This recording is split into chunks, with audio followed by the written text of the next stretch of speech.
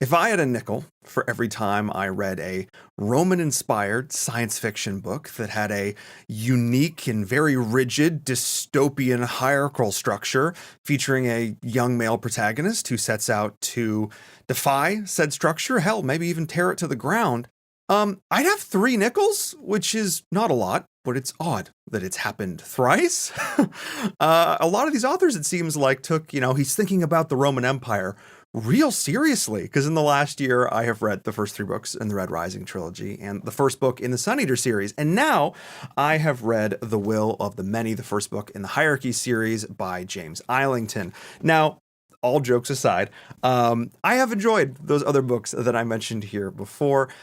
So when I kept seeing posts, I kept seeing comments on bookshelves, The Will of the Many, I thought I had to check this out. And honestly, I didn't know a whole lot about this book going into it. I didn't necessarily appreciate just how, not, I was going to say close, but maybe drawing from some of the same inspirations of these other series that I have enjoyed reading over the last year.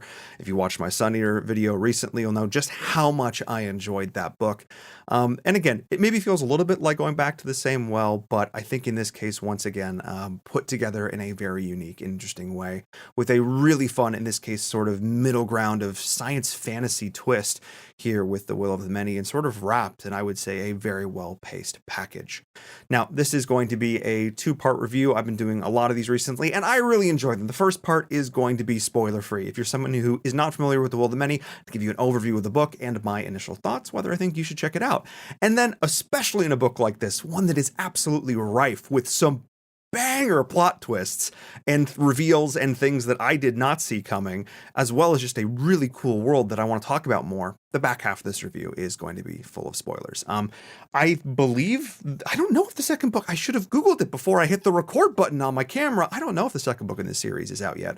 I think I've heard the name of it, so maybe it is. Anyway, I'll have to check that one out. And yeah, obviously if there's folks who've really into this book and into the series as well, hope to get some discussion going in the comments, because of course, if you do enjoy this kind of content, be sure to hit like and subscribe. Like I said, things like Sun Eaters, things like Red Rising, if you're also a fan of those series, I am going back. I have the next book taken out from the library in the Red Rising trilogy, or Red Rising series, I should say. I've only read those first three books. I've had some folks in my comment section be like, hey, have you read those next ones yet? Yes, I'm getting to it, and here we go. But let's talk about The Will of the Many by James Islington.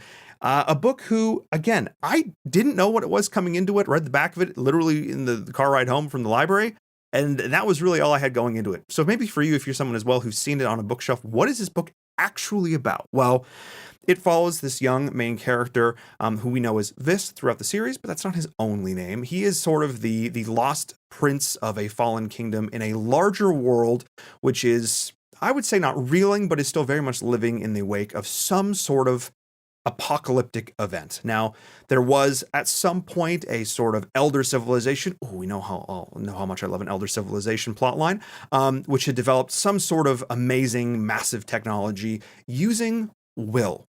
Now, will is not some sort of metaphor. I guess it is a metaphorical concept, but in this world, it's very much, and why I classify this as sci-fi, it's very much something that can be measured, something that can be distributed, something that can be quantified in a very serious way. And I do mean literally will, your willpower, your drive, your desire. And in this society, again, very much Roman inspired, people are broken down into one of 8 categories. So you have like your octavi, your septivi, sexti. I'm going to butcher those. There's a lot of Roman terminology in this. But someone who's on that lowest 8th rung, they cede their will to someone up the rung who's in this 7th tier, and the 7th tier to the 6th, etc. But every single time we start from the base of the pyramid, you have more and more people sort of ceding their will. And in this case, people can actually use will to do things. So someone who is on the 6th rung, they can punch a hole in a wall. They are physically imbued by the power of this will. But they can also use it to power technology, basically the equivalent of things like airplanes and trucks. So when you are going around these worlds, they have these sort of very Venetian columns and the classic look and feel, but they also have this sort of technology as a bedrock for this. And I do mean bedrock, because granite, weirdly, is is the central material that they use throughout all of this. So it has this very classic inspired look and feel. Now, this isn't some sort of grand sweeping space opera like the Sun Eater series, or I would say even Red Rising. This is all sort of contained to one sort of world and one planet, which I don't even know if you know the name of the planet throughout the course of the whole series, but I digress. And again, it follows this main character, Vis, who's, he was a prince growing up on a family or a country that's sort of on the outskirts of the hierarchy of this sort of main empire. And essentially the empire invades and he flees in the night, and is sort of the last remaining son of this house. And we sort of meet him years later. He's basically given up on all hope or thoughts of revenge. He's living, basically surviving as a gladiator by night and working in a prison by day. And he ends up getting discovered by this person who is there under some false pretenses. Let's put it that way. He is someone on the 5th tier. He's very influential. He's a senator. Ulcisor. I'm going to say the name. That one's the worst. There are a lot of easy names to say in this. That's not one of them. And the long and short of it ends up discovering that Vis has incredible potential. And as such, he needs an agent to go infiltrate the academy where all the young children of the noble classes, these sort of higher rungs of the tier, go, because there are plots and conspiracies going on in the government. There's sort of these main 3 tiers of the government itself: governance, religion, and military. And they sort of live in this very precarious balance structure. And there's something going on at this school. Children are going missing. People are dying. And basically this Ulcisor needs a character to go in there and discover what's going on. He needs an agent on the inside. And most of the book, the majority of the book, takes place at this academy, following Vis as he attempts to sort of work his way up the rungs while uncovering the secrets that are attempting to be hidden here. And again, it's got a very classic academia setting. There's the politicking among the different students, and I do say kids, like he's 18 at the start of this. They don't actually give, like, there's no like specific age I think you have to be to sort of go into this. It sort of sounds like he's maybe a little bit older, but roughly the same age as the rest of the young people going in through this. And then sort of over the course of the book, there are these sort of different periods of these different holidays. He's sort of got to come home and check in with dad and be like, hey, here's what's going on, because they're doing this under the pretense that he's actually been adopted.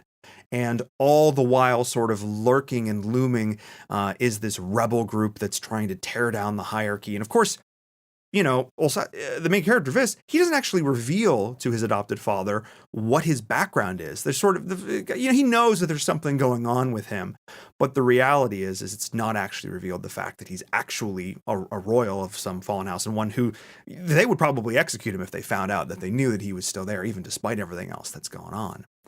So because of this, you have sort of these layers of lies and the layers of double lives that are being lived by Vis, or Diago, which is actually his birth name, as he's sort of having to work his way through, because he's pretty sympathetic to this rebel cause. He has no love for the hierarchy at all, but he doesn't necessarily love the way they go about it. In this case, they're very liberal with their use of weapons on civilian populations, let me put it that way. And that's just really not something that he's into. He's like, there's got to be a better way. And at the start of the book, like I said, we sort of meet him. He's very much down in the dumps, and he doesn't really aspire to too much more other than just survive. And sort of seeing him find his will over the course of the story is a huge part of it, because that's his whole thing. He refuses to both cede his will and accept the will from others. It's fundamentally against his core beliefs and his core principles. He will not engage with the hierarchy, with this society at all. And that is really the crux of a lot of the action and anguish over the course of this book. And honestly, like, this book kind of is divided into these sort of 3 main sections, and it really does a fantastic job of sort of weaving this story through and keeping the pacing up. And like I said, there's sort of there's a big reveal in the middle of the book, and then some bigger world building things that are explored at the end of it that I'm just like, wow, like I had a like jaw hit the floor out loud moment. It's very, I wouldn't say it's very rare, but it's uncommon for me to be completely caught off guard by a big reveal in a book like this. And I absolutely was. I was floored. And again, there's so many different layers going on. There's the immediate politicking of the students at the school. There's the politicking of the government that's riding over top of that. There's the interconnection with this rebel group that's going on. And then layered over all of it is the secret, the mystery of this elder civilization. How did the apocalypse happen? And how is that all tied into what's going on today? And Islington does such a good job of he does a pretty good job. And I will caveat this a little bit. There are some info dumpy moments and sometimes, but there's just so much world that you're just kind of like, I don't know how you could do this any other way. But just the amount of thought and care that's given into how will as a technological factor is embedded in society. They have these things called sappers, as an example. They don't execute anyone in the society. Life is the most precious thing.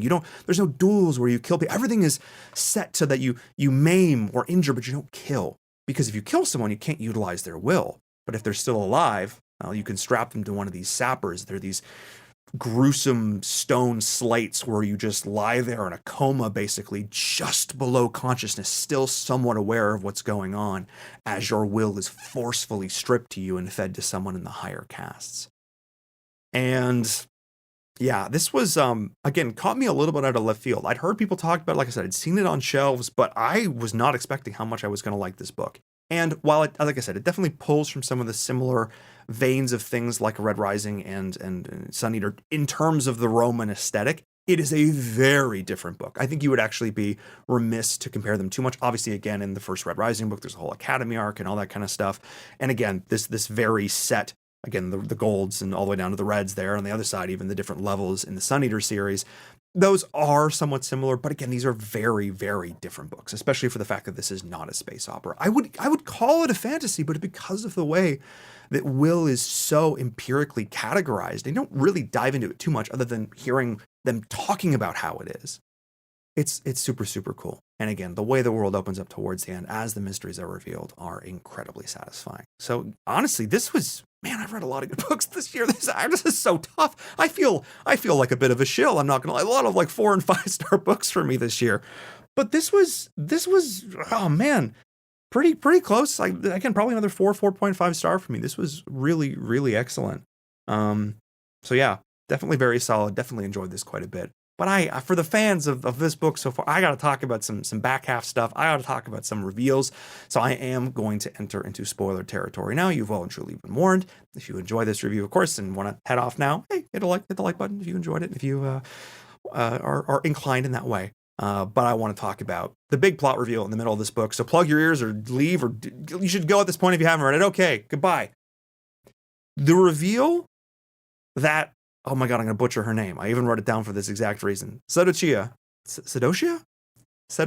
Anyway, the fact that she is Yososir's wife was bonkers to me.